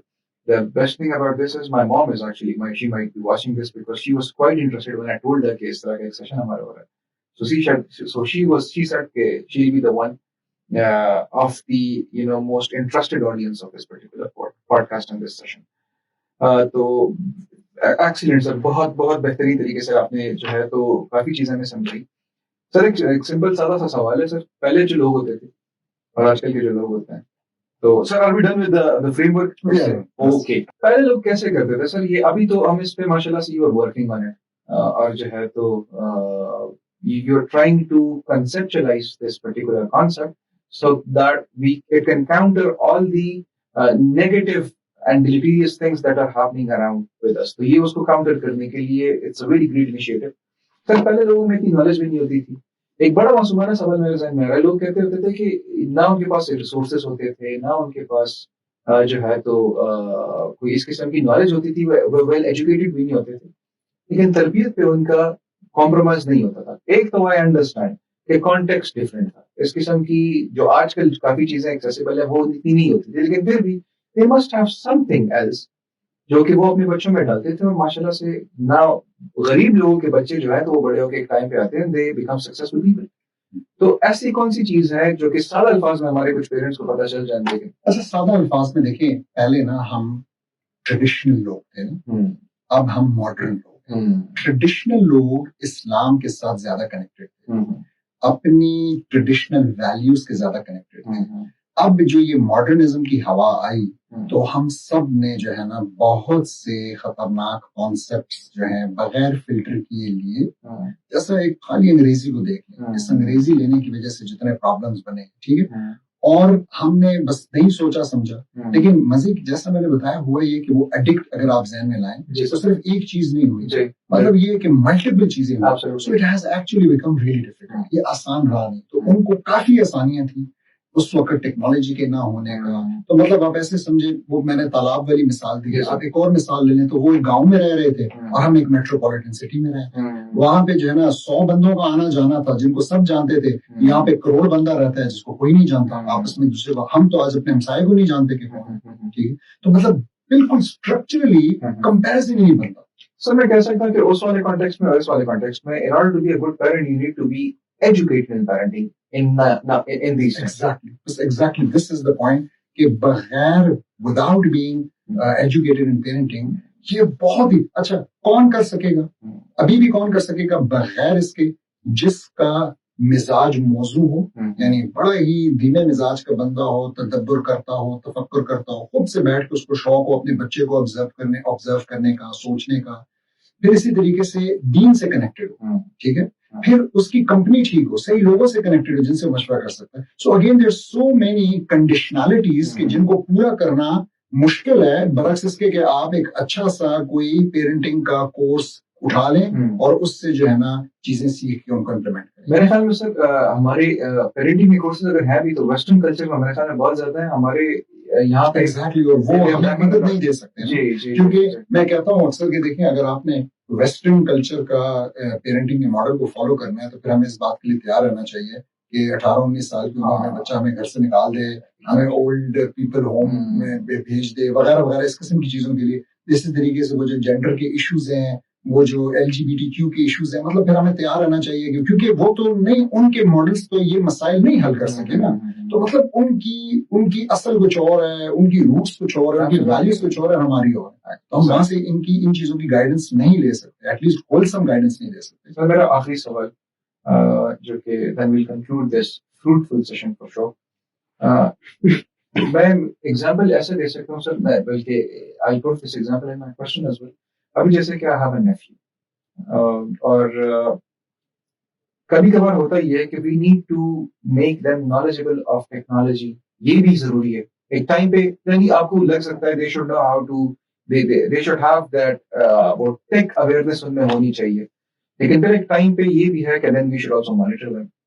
तो सर ये जो बाउंड्री है ये बहुत एक थिन बाउंड्री है, दिस इज वेरी फ्रेजाइल। इसको स्पेसिफाई एक पेरेंट कैसे कर सकता है?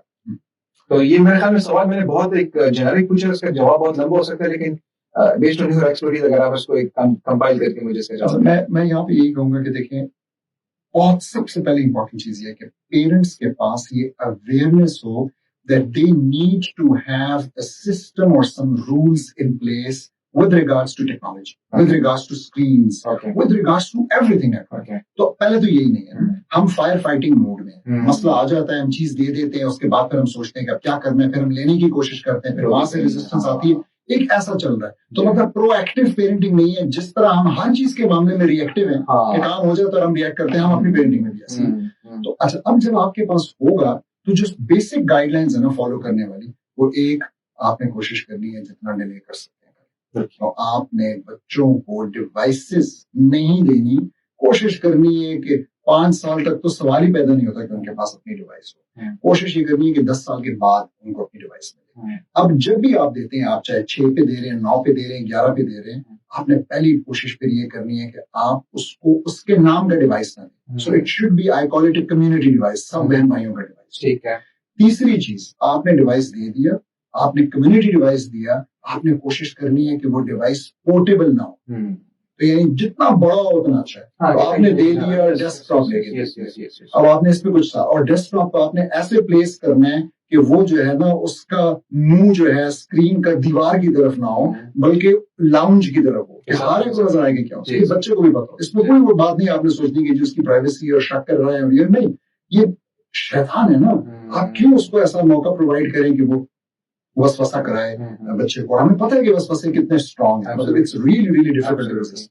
तो ये चंद चीजें आपने, ये जो डिले वाली है, ये इसी तरीके से आप घर में नो पासवर्ड पॉलिसी, बच्चों को कोई इजाजत नहीं होनी चाहिए कि उन्होंने अपने डिवाइसेस के ऊपर पासवर्ड लगाएंगे। और अगर कहते हैं कि जी मैंने लगाए हुए इसलिए कि बहन भाई मुझे तंग करते, अच्छा बहन भाई असल में हमारे लिए बड़े पॉजिटिव है, एक ही डिवाइस हो तो वो एक दूसरे को भी कुछ ऐसा नहीं करने देते। लेकिन अगर किसी वजह से जो है ना वो बहुत है कि जी लगा रहे हैं, तो आपके पास वो पासवर्ड होना जरूरी है, ये ना हो कि आपके पास नहीं, चाहे आप भले ना देखें उसके अंदर, ठीक है। और इसी तरीके से बहुत इंपॉर्टेंट, लेकिन इस सब में आपका ताल्लुक है बच्चे के साथ, अगेन ताल्लुक बहुत ज्यादा इंपॉर्टेंट है। ताल्लुक ऐसा होना चाहिए कि बच्चे की जिंदगी में कोई भी सिग्निफिकेंट चीज होती है, वेदर पॉजिटिव और negative, you should be the first one to know, you should be the first one to know. हमारे बच्चे बच्चियों को जब पहला कोई शख्स पसंद आता है, इसमें कोई शर्माने वाली बात नहीं है, ठीक है। मेरी अपनी 3 बेटियां हैं, कोई भी किसी को पसंद आता है, अगर लगता है कि जी they feel something, we should be the first ones to know. हमारी बेटियों को अपनी माओ के पास आना चाहिए, हमारे बेटों को अपने बाप के पास आना चाहिए, आके कहना चाहिए कि जी मुझे फलाना जो है ना अच्छा लगे, पसंद आए, और आप फिर and then you should have a plan कि अब आपने इसको डील कैसे करना है। So we should be ready for these things. Sir एक अलमिया ये भी है मेरे ख्याल में, एक I would love to have your take on that, कि ठीक है पेरेंट्स तो जैसे आपने फरमाया कि they should take care proactively of different things, लेकिन फिर सर आजकल की जो स्कूलिंग सिस्टम्स हैं, जो एजुकेशन सिस्टम्स हैं, तो घर में तो we take care of these things, लेकिन वो बाहर जाके भी, अभी let's suppose if I have a kid and I take care of all these things, ठीक है, लेकिन वो कल को जाते हैं स्कूल, और स्कूल में किसी और के बच्चे लेके आ जाते हैं, डिवाइसेस लेके आ जाते हैं, they have everything accessible to them, तो उसको इंश्योर करना, I mean how is that possible for a parent?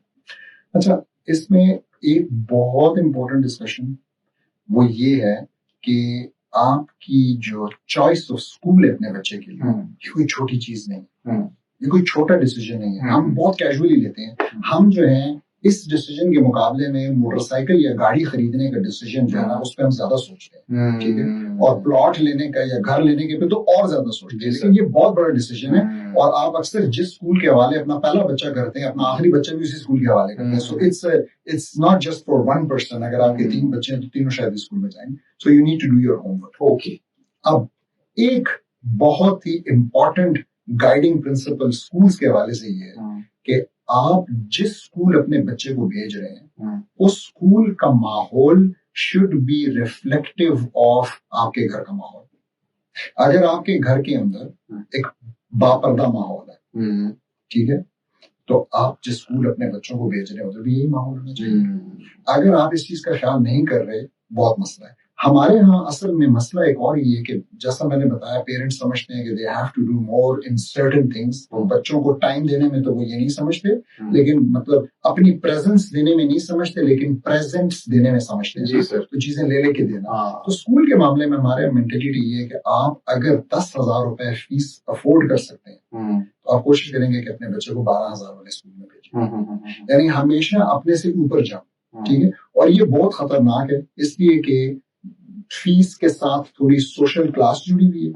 आपकी कोशिश ये है कि आप अपने बच्चे को अपने से ऊपर सोशल क्लास में भेजें, for God knows what reason. और अक्सर इस वजह से वो लो सेल्फ एस्टीम का शिकार होते हैं। वहां पे जो डिस्कशंस होती हैं, उसके घर की डिस्कशंस नहीं। वहां पे बात हो रही है छुट्टियों में दुबई जाने की, यहाँ पे शायद मरी जाने के भी पैसे नहीं है, ठीक है, क्योंकि सारे फीस पे लग रहे हैं। Very dangerous thing. तो ये जो स्कूल का चॉइस है, डिसीजन है, ये बहुत एक इंपॉर्टेंट डिसीजन है, छोटा डिसीजन नहीं है। इस पे पेरेंट्स को टाइम लगाने की जरूरत है। सर, आप जो अब जी फ्रेमवर्क जो लेक्चर्स हैं, तो उसका इफ यू हैव एनी, आप अगर उसके बारे में कुछ हमारे व्यूअर्स को बताना चाहते हैं, they want to join your sessions, your lectures, your classes, तो वो कौन से प्लेटफॉर्म से कर सकते हैं? सो अच्छा, mindsieves.com जो है मेरा ब्लॉग है, जिसके ऊपर जो आर्टिकल्स मैं लिखता हूँ पेरेंटिंग के हवाले से भी, तो वो इन्फिनिट पेरेंटिंग का एक टैब है अलग से, उसके ऊपर वो आर्टिकल्स आते हैं, पब्लिश होते हैं। इसी नाम से माइंडसीव्स के नाम से यूट्यूब चैनल भी है, इसी नाम से फेसबुक का पेज भी है, और एक व्हाट्सएप ग्रुप है। तो उस व्हाट्सएप ग्रुप, बल्कि अब 2 बन गए, क्योंकि एक फुल हो गया था तो दूसरा जो है ना बन गया। तो वो लोग हैं जो कि इस वक्त मेरे जो कोर्स है, ऑनलाइन फ्री कोर्स, जो कि 10 मॉड्यूल्स का कोर्स है, वो अटेंड कर रहे हैं। तो उसके 3 मॉड्यूल्स हो चुके हैं, लेकिन काफी मॉड्यूल्स जैसे भी आपने देखा भी, वो इंडिपेंडेंट से ही है ना, आपस में बहुत डिपेंडेंट नहीं है। तो जो 3 मॉड्यूल्स हो चुके हैं, उनकी वीडियोस भी यूट्यूब चैनल पे पड़ी हैं, वो भी देख सकते हैं हमारे लिसनर्स, और उसको ज्वाइन कर सकते हैं। तो एवरी सैटरडे 7 o'clock हमारी जो है ना ऑनलाइन क्लास होती है, 7 to 8, और फिर 8 to 8:30 उसका Q&A होता है, और वो MS Teams के ऊपर होता है। तो जब आप व्हाट्सएप ग्रुप को ज्वाइन करते हैं, तो आप जो है वो उसकी डिटेल और लिंक वगैरह वहाँ पे शेयर हो जाता है। और मेरे ब्लॉग के ऊपर व्हाट्सएप ग्रुप ज्वाइन करने का लिंक जो है वो पड़ा हुआ है। तो ये तरीके कार है। So do visit Mindsieves, जो सर का प्लेटफॉर्म है. You're still not late. You can still attend the classes. You can still catch up. अगर आपने पहले कुछ मॉड्यूल्स मिस कर भी लिए, you can still watch them, watch the episodes जो कि already uploaded हैं in the form of videos, and then you can catch up with the other batch जो कि सर already पढ़ा है. Sir, you were doing a tremendous job, sir. You were doing the things for the betterment of the society. We need people like you. We appreciate people like you. Of course, I myself personally, I always admire कि कोई है जो without any यानी किसी खास मकसद के लालच के बगैर सिर्फ एक सोसाइटी के बेटरमेंट के लिए कर रहे हैं. You are luckily sir, I am sitting in front of you and you are one of them, and I love having you over here. We as our team, we love having you over here. इंशाल्लाह we pray, हम दुआ करते हैं कि अल्लाह आपको और भी जो है तो इस्तिताअत दे, अल्लाह आपको और भी जो है तो इसका एक स्टेमिना देगा. आप इसी तरह से you work for the betterment of people's lives. Thank you so much again for your presence, sir. It was lovely having you today again. Thank you for having us. Jazakallah for the second time. I guess this was a really fruitful session, and I hope you all learned a lot of things today. This is Iman Javed, your host, and see you again in the next episode. So, love.